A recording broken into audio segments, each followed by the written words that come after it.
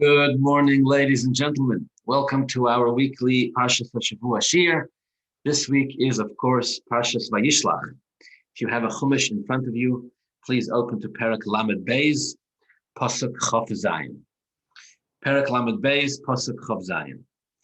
After Yaakov has spent the entire night, or a large portion of the night, wrestling with the Sarai Shel Esav, fighting with the Malach of Esav.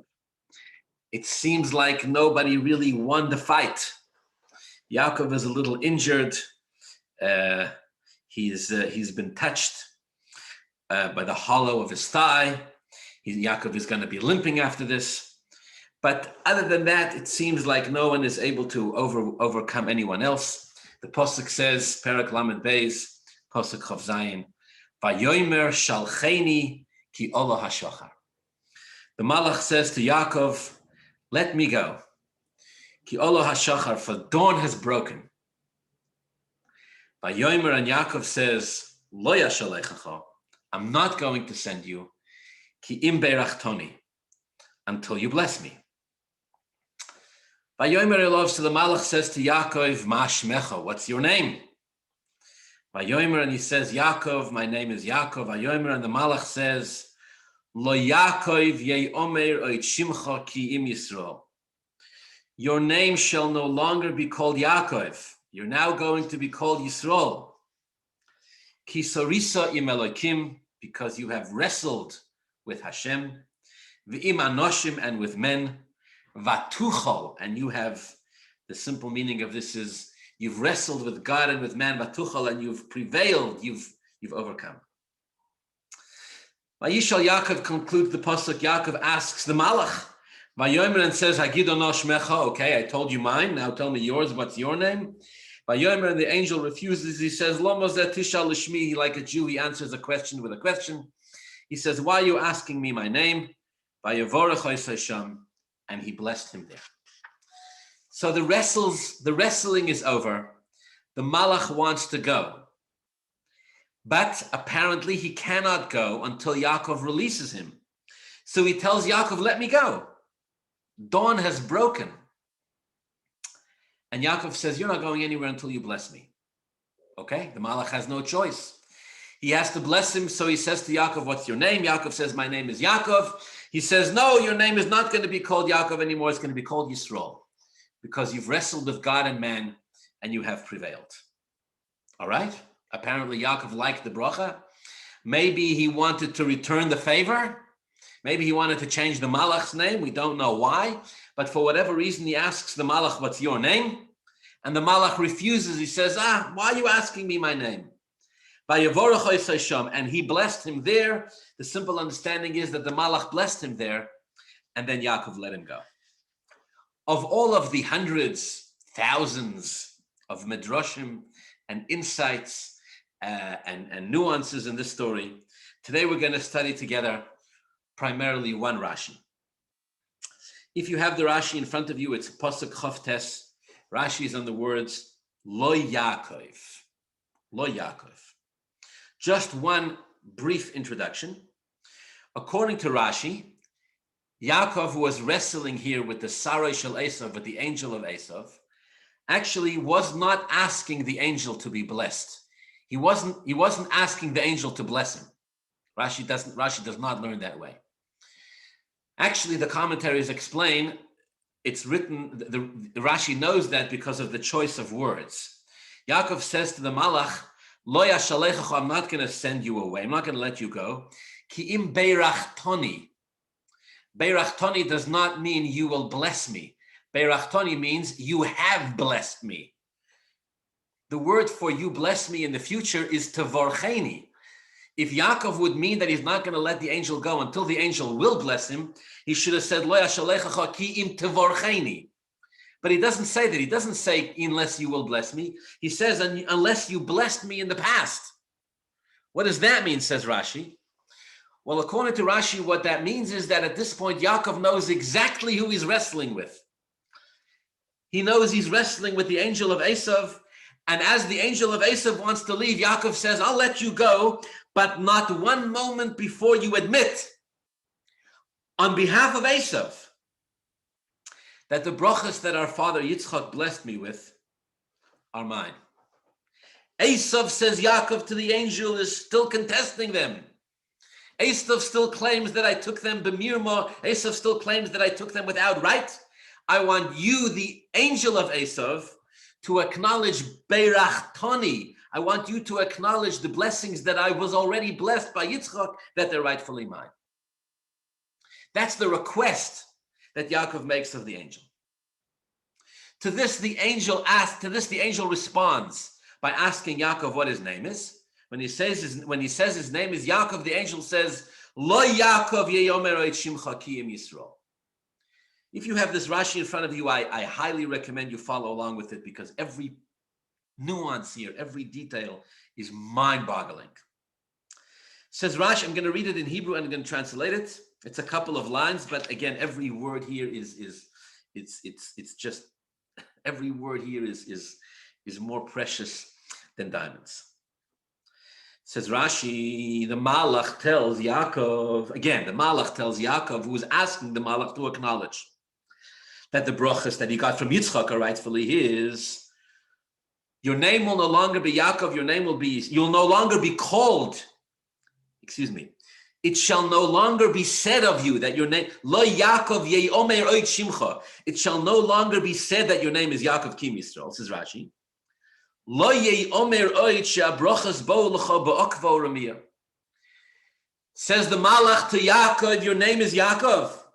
Yaakov comes from the word okva u'ramiyah. One of the meaning of the word Yaakov is trickery. Lo Yaakov ye'omer oit shimcha. It shall no longer be said that the blessings came to you through deceit.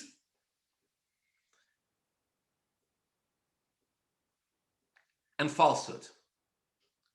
Ki im Yisrael, ki im b'shrora v'gilui ponim.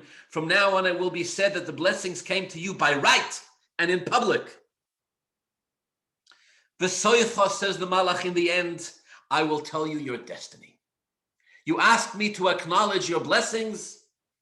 Says the Malach, I acknowledge. It will no longer be said that you took the blessings through deceit and through cunning and in hiding and through some type of illegitimate method. Ki im Yisrael, it will be said that the brachas came to you b'shrora, by right. In other words, you deserved it, you earned it, it was becoming to you, v'gilui panim, and in public.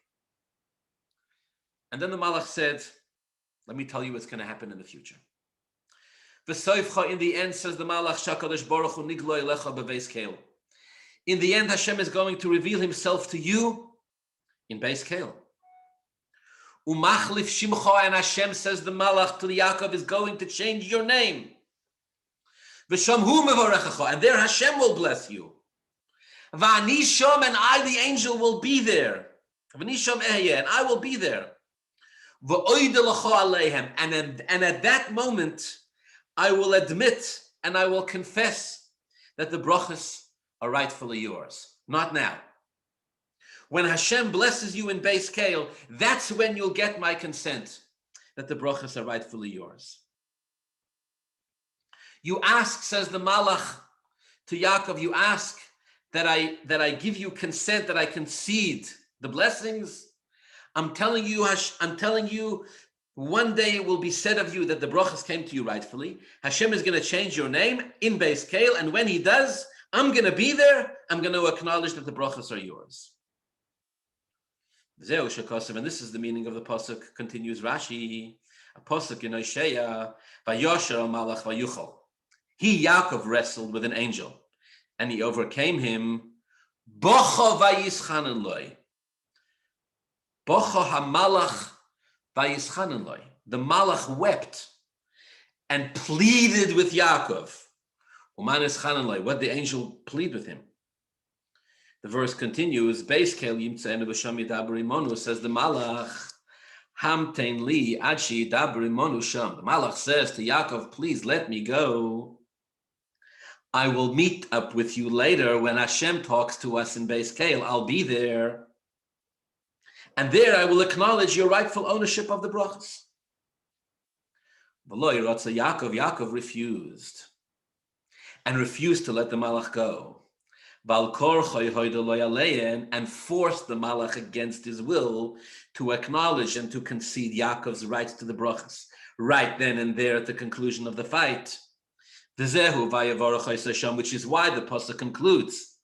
The story concludes with the words Vayavorach Hashem. He blessed him there. Why? Again, Rashi repeats, because the Malach was pleading to be let go. And Yaakov refused. End of Rashi. Okay. What's Rashi saying? Let's review. Rashi's saying when the fight was over, the Malach wanted to go. Yaakov said to the Malach, "You're not going until we resolve this. You're the Malach of Esav. You're fighting with me as a spiritual embodiment of Esav. What are Esav and I fighting over? The brachas that we got from Yitzchak." Says Yaakov, this needs to end. How long can this go on? You know the brachas are rightfully mine. I'm not letting you go, says Yaakov to the Malach, until you acknowledge my rightful ownership of the brachas. Do it now. Let's get this over and done with. The Malach says to him, what's your name? He says, my name is Yaakov, says Rashi. The Malach says to Yaakov, don't worry. Hashem is going to come to you in Beis Kale, in the place of the Beis HaMikdash, as he did once before. He's going to appear again to you in Beis Kale. And there in Beis Kale, he's going to change your name from Yaakov to Yisrael. And then when that happens, it will no longer be said of you that you took the brachas through thievery and through deceit. It will be said of you that you took the brachas by right and in public. But the Malach says, that's going to come to you from Hashem. I'll be there, says the Malach. I'll be there when that conversation takes place between you and Hashem. And when it happens, I'll acknowledge it. Until then, you're going to have to let me go. And Yaakov said, no. Yaakov said, no, you're not going anywhere. You're going to concede my right to the brachas right now. Rashi quotes from a pasuk, the Malach wept. The Malach cried and said, please don't force me to do this. Let me go. I'll catch up with you later. Hashem is coming to acknowledge, to change your name, to acknowledge your right to the brachas. And when Hashem does so, I'll be there and I'll acknowledge it too. But now I need to go. And Yaakov said, no, you're not going.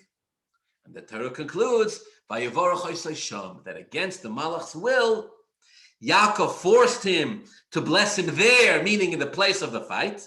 What does it mean to bless him? To acknowledge Yaakov's right to the brachas. This is what's written here in Rashi.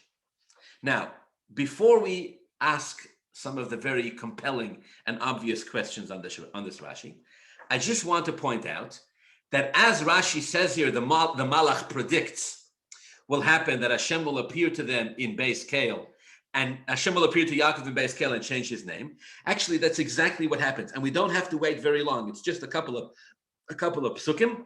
In Perek Lamed Hey, Pasuk Yud, we read that Hashem appears to Yaakov in Beis Kale. And Hashem says to him, your name is Yaakov. Your name is no longer going to be Yaakov, it's going to be Yisrael.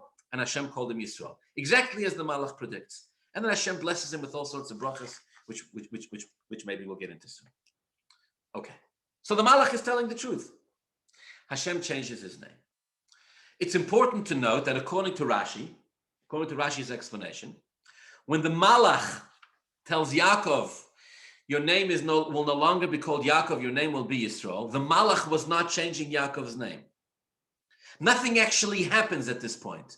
The Malach is just telling him that in the future Hashem is going to change your name.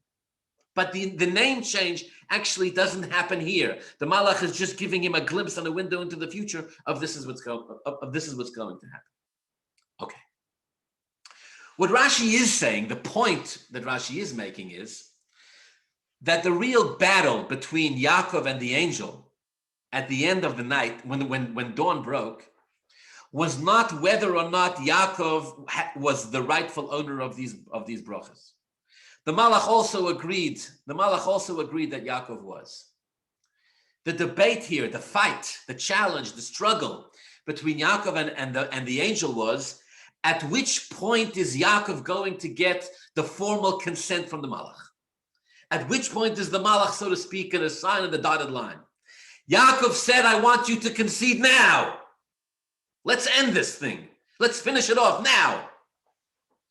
The Malach wept. This is the second time in a couple of weeks that we're encountering, where we have an encounter with weeping angels. The Malachim are weeping. The Malach is weeping and pleading with Yaakov. Please, don't make me do this now. There's no need, the Malach says. I'm telling you, it's all going to end fine. Hashem is going to meet up with you in Beis Kale. Hashem is going to change your name from Yaakov to Yisrael. It will no longer be said of you that you stole the brachas or that you took them through deceit. This ends well. And when Hashem does that, the Malach says to Yaakov, I'll be there. And then I will concede. Everything ends just fine, says the Malach to Yaakov. But now I need to go. Please, shalcheni, let me go. And Yaakov said, no, you're not going anywhere. I need you to concede the brachas now. And the Malach has no choice, despite his tears, despite his pleading. Vayevorach Hashem, he blesses him there, and he leaves. Okay, that's Rashi. Clear? Yes? All right.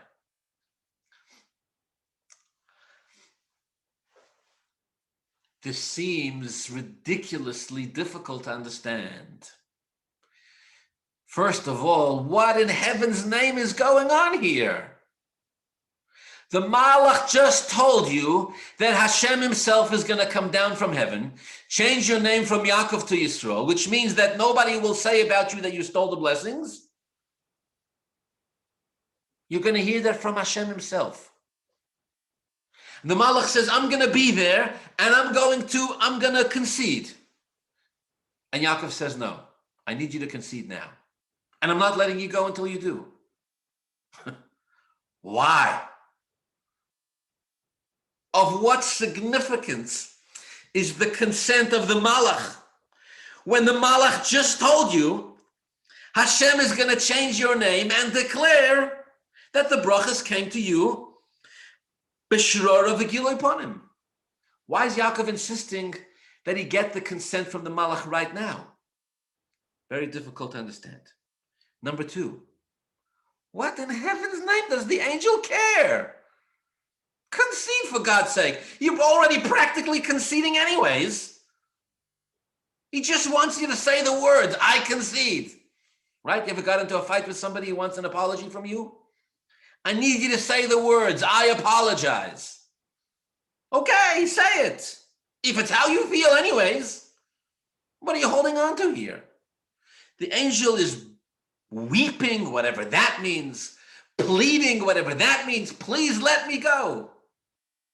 Why is it so difficult for the angel to just concede? So again, first of all, why does Yaakov care? If he's going to get Hashem's stamp of approval anyways, why does he care? And second of all, why does the angel care?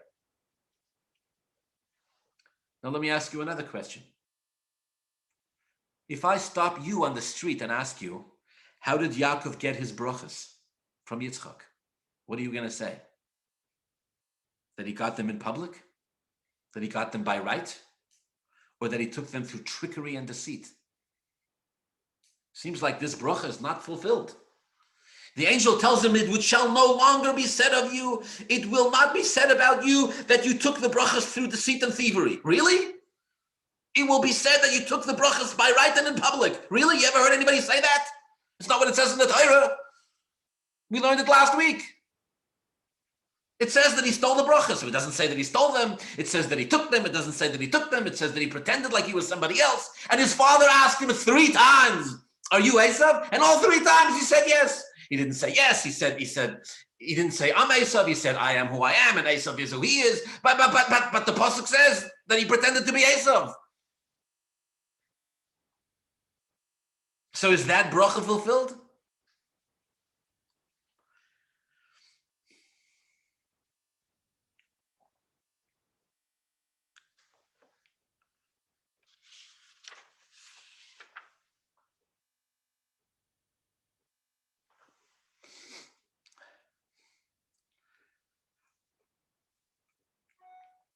All right, all of this needs to be understood. Now, I want to change the topic. All right? Because it's fun. Let's change the topic. Let's talk about Purim. Also, because it's fun. What's Purim got to do with it? I'll tell you. You're all familiar with the story of Megillah Esther, of course. Now, you know, of course, that Haman, in the 3rd chapter of Megillah Esther, is promoted to a very, very high stature and status, and he becomes very powerful. And so much so that he wants everybody to bow down to him. In fact, he has the king's backing on this. And the king supports Haman, and everybody has to bow down to Haman. And everybody does. And according to many opinions, even the Jews bow down to Haman. All right.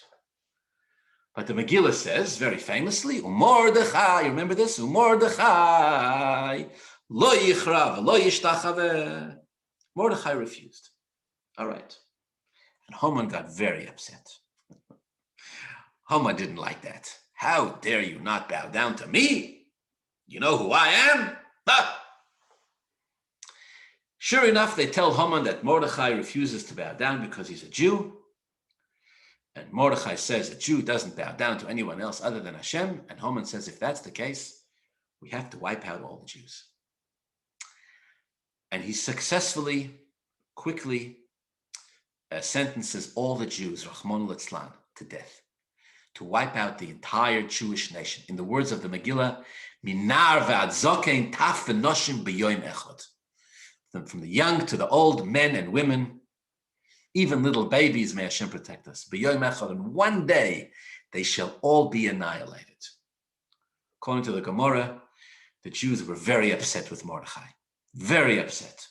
They said, your great-great-grandfather was a man named Shimi, right? Shimi ben Gera, and David HaMelech should have killed him. And if David would have killed him, he wouldn't have had any tzaras from you, and we would have lived happily, healthy ever after, just fine. All right, you all know the story. Ready? Here's a medrash from Medrash land. Says the medrash, you know how it is, the medrash says, you know how it is, like whenever you hear good political stories, or whenever you hear stories about two rivals who are like, they're in this terrible conflict, there's always individuals who try to what's called back channel, right? So back channel means they try to can we settle the conflict behind closed doors, right? Back channel. Get me somebody who has the president's ear, who has the monarch's ear, who this or that.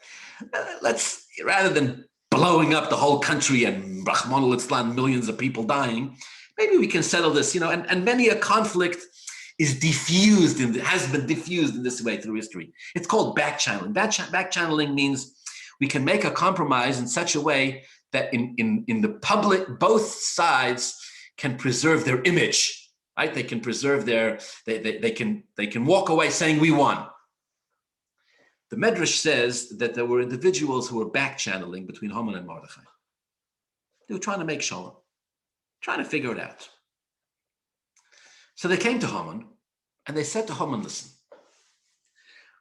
what do you want from Mordechai? What do you want from him? He's telling you the truth. The truth is that a Jew is not allowed to bow down to another human being. Take a different route. Walk down Beverly Boulevard instead of 3rd Street. Who's bothering you? Right? Good question. So Haman said, I'll tell you what's bothering me. Who's Mordechai's great-great-great-grandfather? Yaakov. And who's my great-great-great-grandfather? Haman came from Amalek, right? Who did Amalek come from? Amalek was the son of a man named Eliphaz. And who was Eliphaz's father? Eliphaz's father was a man named Esav. So Haman says, my great-great-grandfather is Esav, and Mordechai's great-great-grandfather is Yaakov. And you want to tell me that a Jew doesn't bow down to a guy? Esav bowed down to Yaakov. You don't believe me? Open up a Chumash, Parsha Vayishlach. Not just he bowed down to him. The Torah says he bowed down to him 7 times. Why? Why did Yaakov bow down to Esau? Haman is giving a Parsha Shiur, right? You think you come here for the, you never know where you can get good divrei Torah, right? My divrei Torah, you hear Parsha Shiur from Haman. Haman says, why did Yaakov bow down to Esau and knock 7 times? Why? Because his life was in danger. And he knew that in order to preserve his life and the life of his family and the life of his children, he knew he needed to bow down to Esau. And guess what? It worked. He bowed down to him, and they made up, and they hugged each other, and they kissed each other, and Shalom al Yisrael. Shalom al Yisrael, Shalom al Yaakov, Shalom al Esau, Shalom al everybody. So Haman tells the back channelers, go back to Yaakov and tell him, B'sta chazaf from a yid. You're so holy, go learn Parshas Hashavua. In Parshas Vayishlach it says, Yaakov bowed down to Esau 7 times, and his life was saved.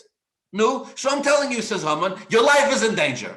Unless you bow down. Bow down, you'll be saved. Don't, you'll be killed. No, a good point. Says the Medrash, the back channelers did exactly what back channelers are supposed to do. They ran to Mordechai with a chumash. I can kind of picture it. They opened it up. Everybody huddles around, right, in the smoke-filled back room over there. There it is, black and white. Yaakov bowed down to Esau. So Mordechai says, no, you're not learning the Parsha correctly. There's a part that you're missing. He says at the time that Yaakov bowed down to Esau, Yaakov had 11 sons. There was one son who wasn't born yet. Who was it? Ephraim. Ephraim wasn't born yet. Ephraim is not born until Yaakov's name is changed from Yaakov to Yisrael by Hashem. Until Hashem changes his name from Yaakov to Yisrael, only then is Ephraim born. Is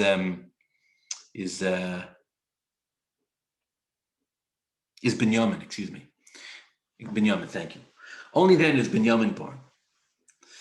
Yeah, at this point, Yaakov has 11 sons. The only one who hasn't been born yet is Binyamin. Binyamin is only born after Hashem changes Yaakov's name from Yaakov to Yisrael. Yaakov tells the back channelers, go tell them that I'm a descendant of Binyamin. And Binyamin didn't bow down to Esau. Binyamin wasn't there. All the other 11 sons bowed down to Esau, not me, not my great-grandfather. And so they run back. The back channelers run back. They go back to Haman. They say, listen, Haman, he still refuses. He says his great-grandfather, Binyamin, wasn't there at the time that Yaakov bowed down to Esau, and therefore he's exempt. And Haman says, the Medrash says, Haman says, what kind of nonsense is that? Everybody bows down to me, including Yaakov, including all of his 11 sons. So the 12th son wasn't born yet. The rest of me with technicalities over here. The 12th son wasn't born yet. And if the 12th son had been born, he wouldn't bow down. He would also bow down to me. And Yaakov said, no. Once Binyamin was born, everything changed, and from now on, he doesn't bow down to a guy, and that's the end of it. All right. As far as our discussion is concerned now, that's the part of the Midrash that's part of the Midrash I want to quote. And it's a very difficult Midrash to understand because it's like, actually, Haman seems kind of right. In other words, if Yaakov and his 11 sons could bow down to Esau, so what? So one more can't? As soon as Binyamin comes, everything changes? What in heaven's name is going on here? Okay. One more point of introduction, and then I want to try to explain try to unite these ideas together. A very interesting Gemara. This one is in the Masechta Chulin. The Gemara quotes the pasuk that says that Yaakov and this angel wrestled all night until dawn. Omar Rabbi Yitzchak, says the Gemara. Rabbi Yitzchak taught, Mikan, from here we learn, L'talmid chacham shelo yetze yechidi balayla, that a talmid chacham should never go out alone at night. During the day, a talmid chacham can go out alone. At night, no. Why not? Because look what Rashi explains. Look what happened. Yaakov went out alone, and he got attacked, and he got injured. Now again, this is incredibly difficult to understand. From the fact that Yaakov went out alone at night and gets attacked, from here we learn that no Talmid Chacham should ever go out alone at night. What's one thing got to do with the other? Yaakov is attacked not because he was a Talmud Chacham. Yaakov is attacked because of unresolved issues between himself and Esav. He's attacked by the Malach of Esav, and he wins. Yes, he was injured, but even his injury, he's healed from eventually. So from here, the Gemara says we learn that for all eternity, a Talmud Chacham should never go out alone at night. Let's say in theory I was a Talmud Chacham. I don't know if I am, but let's say in theory I was. But I never stole brachas from anybody. So what do I have to be afraid to take a walk alone at night? And what does this actually even mean? A Talmud Chacham can't go out alone at night because we're afraid that a malach is going to wrestle with him all night and going to come home Rahman al-Islam limping. It's a very puzzling Gemara. And this is where you learn it from. You understand? Because Yaakov was left alone at night and he wrestled with an angel until the morning. In the morning, the malach wanted to go. How about from here we learn that you shouldn't try to steal your brother's brachas? How about from here we learn that, that every enemy that you have also has an angel. And even if the enemy is not going to mess with you, the angel might. No. From here we learn that a Talmud Chacham should not go out alone at night. What in heaven's name does all of this mean? Okay. So let's try to wrap the loose ends up together and explain it. Here's the idea. I think it's fairly obvious. In other words, it doesn't take a great mystic to understand that when we say that Yaakov is fighting with an angel and they're wrestling all night, they're obviously fighting about something that is incredibly significant. It's representative. The struggle here is not petty. The struggle here is not small. It's not significant, right? The Ramban teaches us over and over again in Chumash Bereshis that everything that happens to the Avos reverberates throughout all of Jewish history. So who's really struggling here? Who's really fighting? Yaakov and Esav. So it's very obvious that, again, I think even without thinking into it too deeply, that what's at war here, what's being represented here in the struggle between Yaakov and Esav is all the battles of the Jews throughout all of Jewish history. All of the descendants of Esav, the Hamans, the Nebuchadnezzars, the Stalins, the Hitlers. But not just in a physical sense, it's also in a spiritual sense. This moment that Yaakov wrestles with the angel physically and gets hurt in the process, it's the Torah's way of telling us that part of the destiny of the Jew is to struggle and to fight. For whatever reason, the Torah doesn't say why, but for whatever reason, part of Yaakov's journey to hold on to his identity and to save himself and his family, he's going to have to fight for his life. Now, it's a very obvious point, but it needs to be digested. Because whenever there are fights, whenever there are struggles, there's always a price to pay on both sides. Wrestling is exhausting and painful and unpleasant and scary. And yet there it is. But Yaakov survives the night. The angel, this force, is unable to overwhelm Yaakov.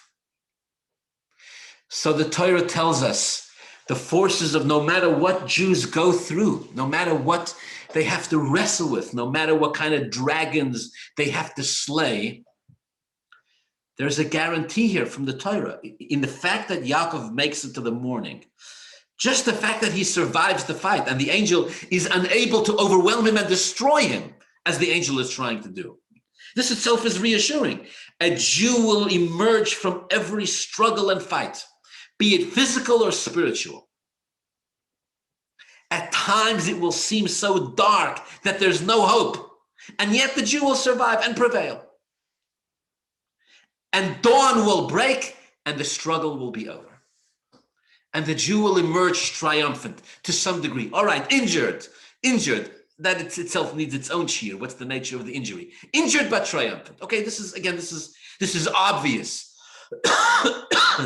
in just the opening readings of the Pesukim. But here comes the catch. What happens when the struggle is over? What happens when the struggle is over? When the struggle is over, the angel representing the forces of negativity, representing the darkness of the world, representing all the obstacles and everything that challenges us and gets in our way, it knows it can only survive as long as there is night, as long as there is darkness. Once day breaks, listen to me very carefully, once day breaks, these forces of negativity expect to be released. Okay, they say, we are done. It's time for us to go. We've done our job. We've fulfilled our mission. For whatever reason, Hashem wanted the Jew to struggle. Perhaps the struggle brings out deeper commitment in a Jew. Perhaps the struggle is some form of a test. Perhaps the struggle is there to teach a Jew about the extent of his or her own gifts and abilities. There's sometimes good things come from struggle. But at some point, the struggle is over. The Jew survives. We make it to the United States of America, Baruch Hashem. It's 2021. And we can look in the rear view mirror and for all practical purposes, take at least a temporary sigh of relief and say, whew, we went through all that and now the struggle is over. And the forces of negativity say, okay, it's time for us to go. And something unbelievable happens. Yaakov says, no, you're not going. You're not going. I need you to bless me, not bless me. I need you to acknowledge that the brachas that came to me rightfully. And the angel says, you need me to acknowledge this? I'm an angel. I was sent here by Hashem. I was sent here by Hashem for a mission. I was sent here to struggle with you. The struggle is finished. The brachas that you got, Hashem is going to come down from heaven and Hashem is going to acknowledge that these brachas are yours. And Yaakov says, you are the icon, the embodiment, the persona of everything evil in this world. You're going to acknowledge it. You. What is this? Not Hashem. Yaakov says to the angel, don't tell me Hashem is going to acknowledge my brachas. I'll deal with Hashem later, so to speak. Or on a deeper level, Yaakov was saying, I know Hashem acknowledges my brachas. I need you, the forces of evil, to acknowledge my brachas. I want to explain why this. I want to try to explain why this is so significant. What happens, you see, my friends, we all go through challenges and struggles and moments of darkness and pain in life. What happens when they're over? When they're over, we turn around and we say, Baruch Hashem, it's finished. Baruch Sheptorani, I don't ever want to think about it or talk about it or deal with it ever again. I want to move on and pretend it never happened. Yaakov should have heard the angel say, it's time for me to go, taken him with two hands, pushed him as hard as he can, get out of my life and don't ever come back. Instead, Yaakov holds on to him with two hands and says, you're not going anywhere. You're going to acknowledge my brachas. Why? You know what it's kind of like when I was preparing this year? I thought, maybe, you know what it's kind of like? It's kind of like later on in Parsha Shmois, we'll learn about the Yidden going into Mitzrayim, right? And then leaving Mitzrayim. One of the absolute obsessions of the Torah, when the Jewish people leave Mitzrayim, is that they were supposed to take with them Egyptian wealth. This becomes an obsession in the Torah that is very difficult to understand. And it's repeated over and over and over again. When they leave Mitzrayim, they take the wealth and the money and the garments and the silver and the gold and the again and again, and they emptied Mitzrayim and they took the money and they took it with them. The Medrash says every Jew left Mitzrayim with 90 donkeys laden with the possessions of Mitzrayim, which means if there were 2 million Jews who left Mitzrayim, there was 180 million donkeys. Who cares about the money? That's the story.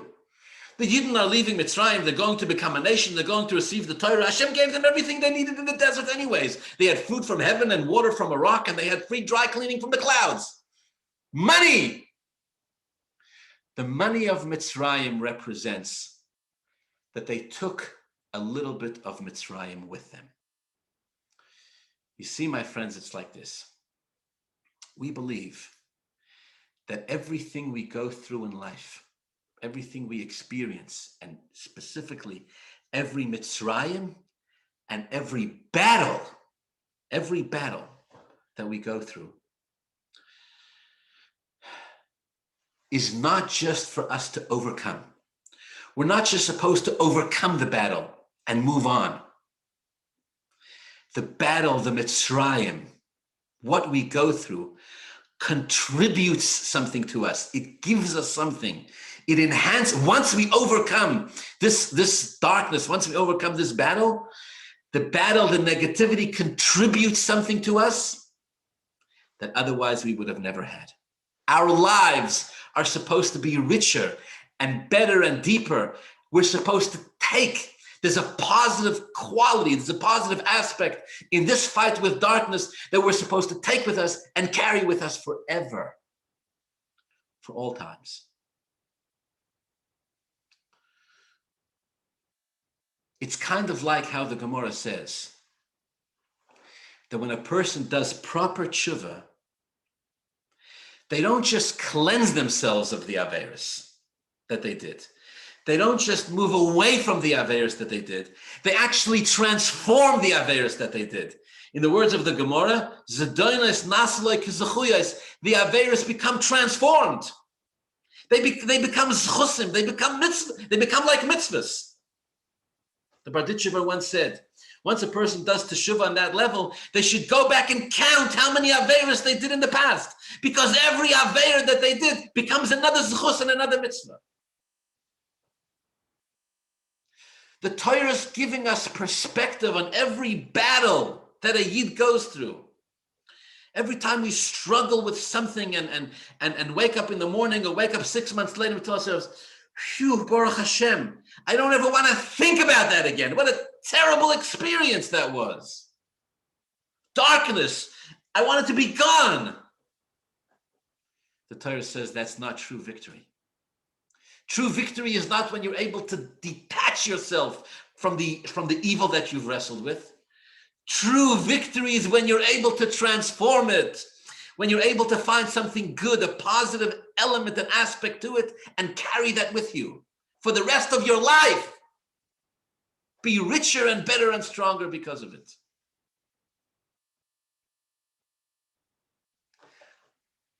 I heard a man once went in to see the Lubavitcher Rebbe. And he said, Rebbe, I'm arrogant. I'm conceited. I'm full of myself.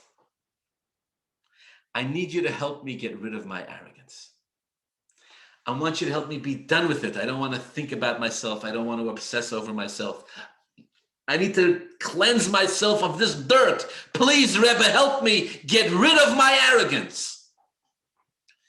And the Rebbe said, wait.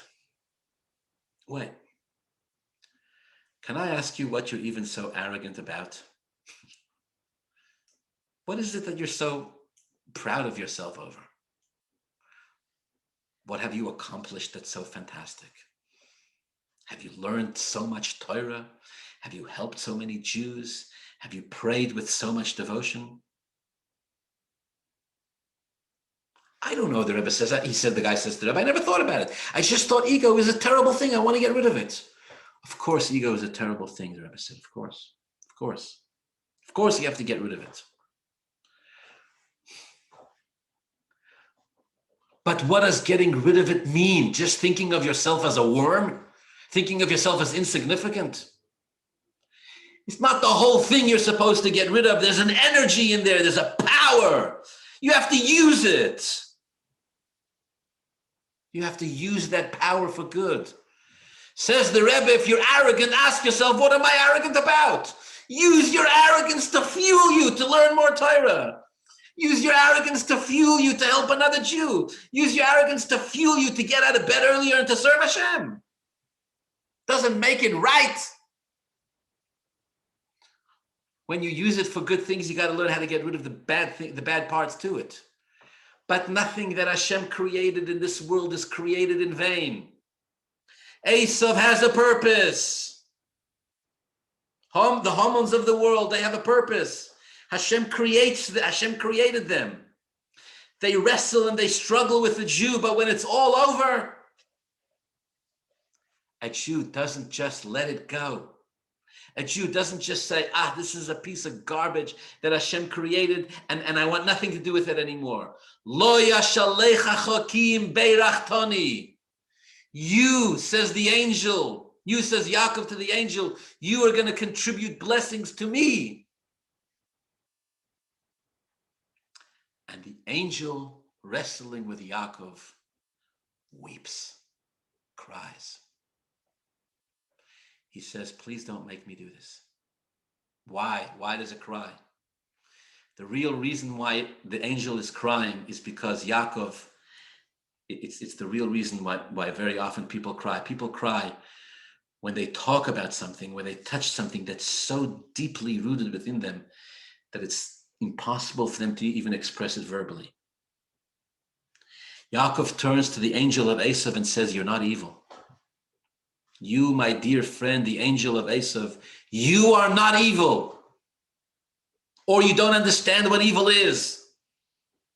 You're not darkness, so you don't understand what darkness is. Let me show you, darkness is also here to contribute to light. Darkness is also here to contribute to the light. And the angel cries because something is being touched within him. He's got to change his understanding of himself so powerfully. He's not only, he sees himself as a force of darkness, he's begging with Yaakov, he's like, I can't do this. When Hashem blesses you, I'll concede. And Yaakov says, no. Hashem is going to bless me, and Hashem will bless me, and Hashem has blessed me. But you, the forces of evil, you're coming with me too. Redemption.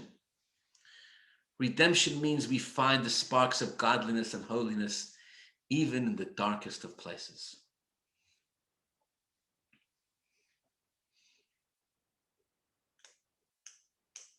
One of the great Hasidic Rebbes called Avnei Nezer, he once said, he said it in a humorous way, but he said something very deep. He once said, why did Haman choose one day to kill all the Jews? Why one day? Very unrealistic to try to kill everybody in one day. He should have given it a month. A month would have made more sense. So Avnei Nezer said, you know why? Avnei Nezer said, because Haman knew that it's possible that his plan will be foiled. And he knew that if his plan is foiled, then instead of this day being a day famous for pain and for suffering for the Jewish people, it'll become a Yom Tov for the Jewish people. Haman said to himself, somewhere in his psyche, Haman said, I think I'm giving the Jews a death sentence. I may be giving them the greatest Yom Tov of the year. Haman said to himself, if that's the case, I'm only going to give it one day. I'm only going to give it one day. I don't want the Jews, can you imagine Purim for a whole month? How happy the Jews, but I don't want the Jews to be so happy. So what did the Torah do, says Avnei Nezer? The Torah says that it's not just one day that we're b'simcha. It's the entire month. It's the month that was transformed. Looking back, what is Haman? Looking back, what is Haman? Just the man we destroyed? Just the man who hung from the gallows, him and 10 sons? Of course he did that, and of course that's what happened. But it's more than that. Haman gave us a Yom Tov. Haman gave us the Yom Tov of Purim. If not for him, we would have never had it. Lo yashalecha chokim beirachtoni. We're not letting Haman go until Haman gives us not one more Yom Tov, one more day to stand up and say that Haman gave us opportunity to be b'simcha and a mitzvah to be b'simcha.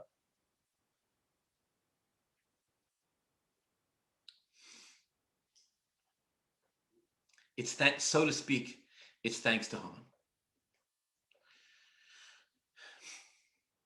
Victory, Yaakov teaches us the meaning of victory.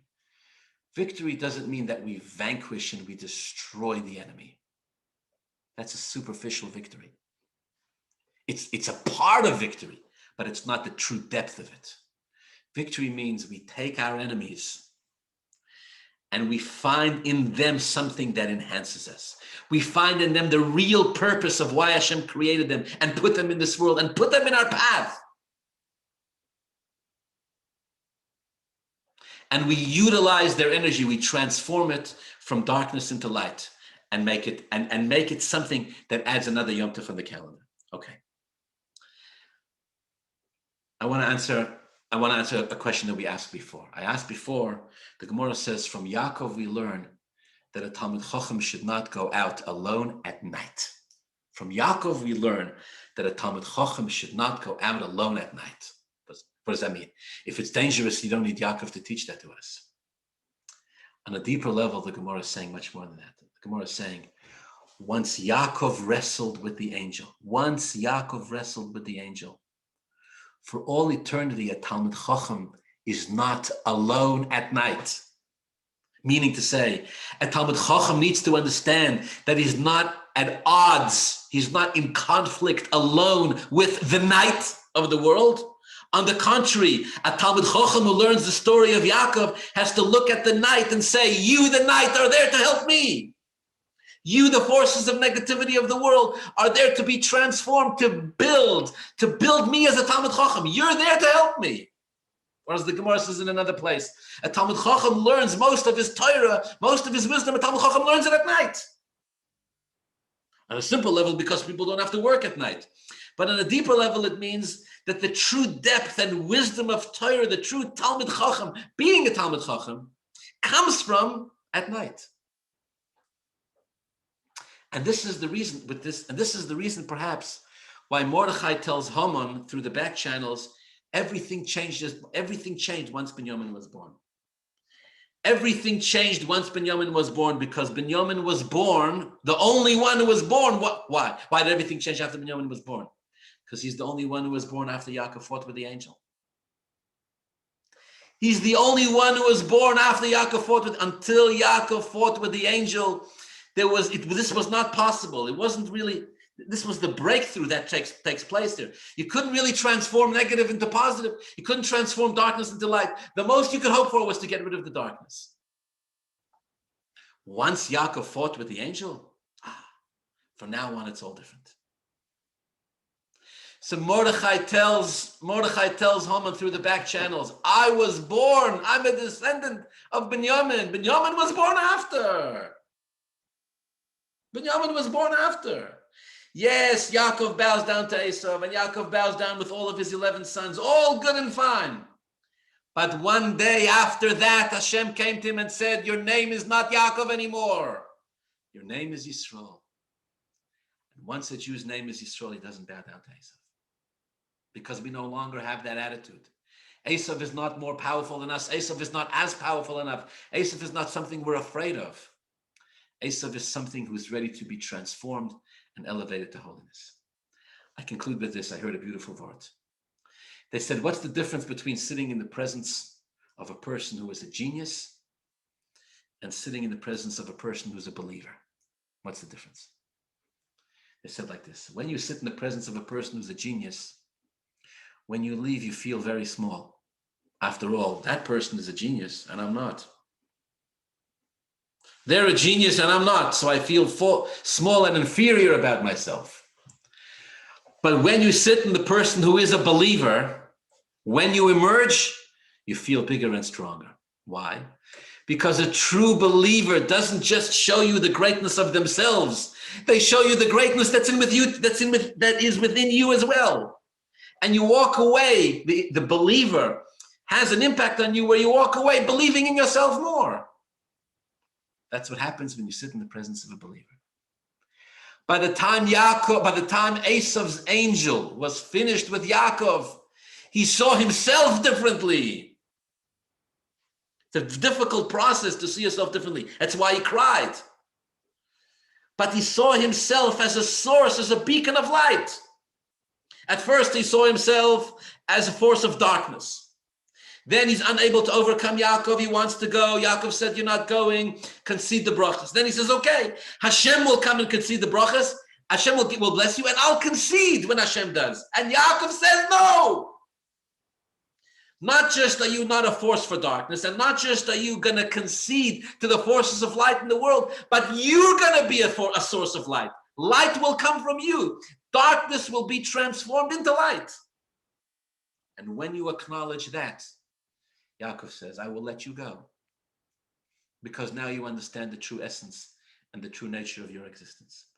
May Hashem help us as we go through the many things, the battles and all the stuff that we go through in life, that we learn from this story of Yaakov and the angel. Every experience Hashem sends our way is meant to be, even the struggles, especially the struggles. There's a quality in it, there's some blessing that with Hashem's help we can carry with us for the rest of our lives. Have a wonderful Shabbos.